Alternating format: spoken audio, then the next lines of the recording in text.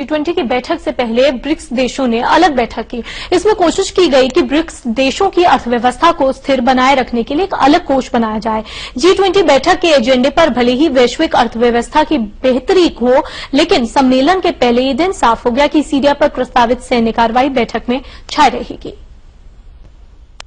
मौद्रिक नीतियां जो विकसित देशों ने अपनाई हैं, उसकी वजह से विकासशील देशों की अर्थव्यवस्थाओं पर बहुत ज्यादा कुप्रभाव पड़ रहा है और जब तक इस तरह के साइड इफेक्ट्स का ध्यान नहीं रखेंगे विकसित देश, तब तक मुश्किलें पेश आती रहेंगी और इस सवाल को G20 में उठाया जाएगा। प्रधानमंत्री डॉक्टर मनमोहन सिंह ने इस सवाल को पुरजोर तरीके से ब्रिक्स की बैठक में उठाया। सेंट पीटर्सबर्ग में गुरुवार दिन भर भारत के प्रधानमंत्री मनमोहन सिंह के लिए काफी व्यस्तताओं भरा रहा। G20 की बैठक से कुछ देर पहले ब्राजील, भारत, चीन, रूस और दक्षिण अफ्रीका की सदस्यता वाली ब्रिक्स समूह की बैठक हुई।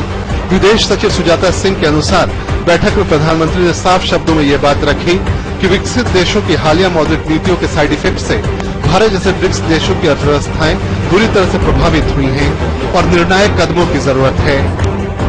ब्रिक्स देशों ने तय किया है कि अगली G20 समिट से पहले एक कंटीजेंसी फंड बनाया जाएगा $100 बिलियन का, और वो कंटीजेंसी फंड उन देशों की मदद करेगा, खासतौर पर उन ब्रिक्स देशों की मदद करेगा जिनके करेंसी में अवमूल्यन आता है, जिस तरह से हाल के दिनों में रुपए की कीमत में अवमूल्यन आया है।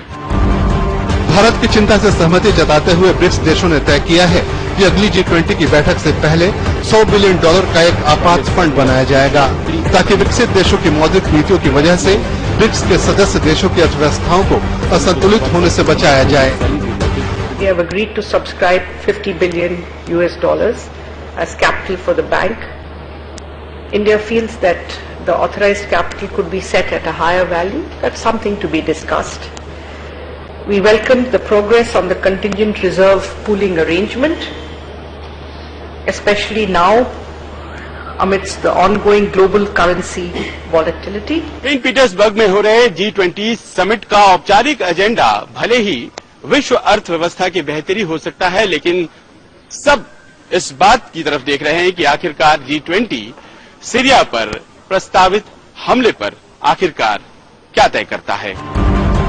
इस सवाल को G20 सम्मेलन में भी प्रधानमंत्री ने उठाया।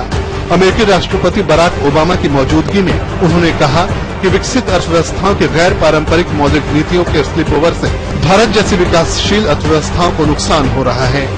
उन्होंने मौजूद विश्व नेताओं से कहा कि G20 को इस ओर ध्यान देने की जरूरत है। भारत की गुहार का असर क्या हुआ, ये शुक्रवार को बैठक के खत्म होने के बाद आने वाले प्रस्ताव से पता चलेगा।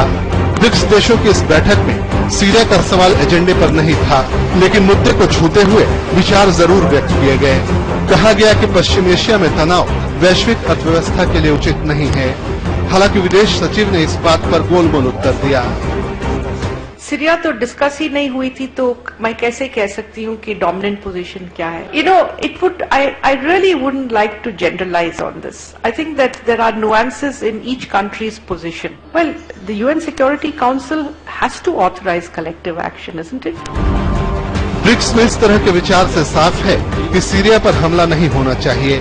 भारत ने भी अब तक हमले के लिए संयुक्त राष्ट्र के सहमति की बात कहकर कुछ ऐसा ही संदेश दिया है, जबकि रूस ने हमले के खिलाफ अपने विचार स्पष्ट रूप से रखे हैं।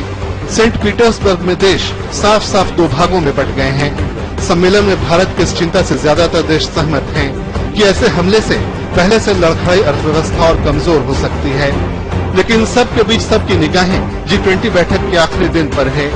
अमेरिका इस बात की पुरजोर कोशिश करेगा कि सीरिया पर सैन्य कार्रवाई के लिए G20 का मंच उसके काम आए। हालांकि रूसी राष्ट्रपति पुतिन के तेवर और भारत जैसे देशों के सैद्धांतिक विरोध के चलते ऐसा संभव हो सकेगा, इसमें भारी संदेह है। शुक्रवार बैठक का आखिरी दिन और देखना ये होगा कि आखिरकार G20 की ये बैठक सीरिया के सवाल पर क्या स्टैंड लेती है। इस समय सेंट पीटर्सबर्ग से संजीत त्रिवेदी।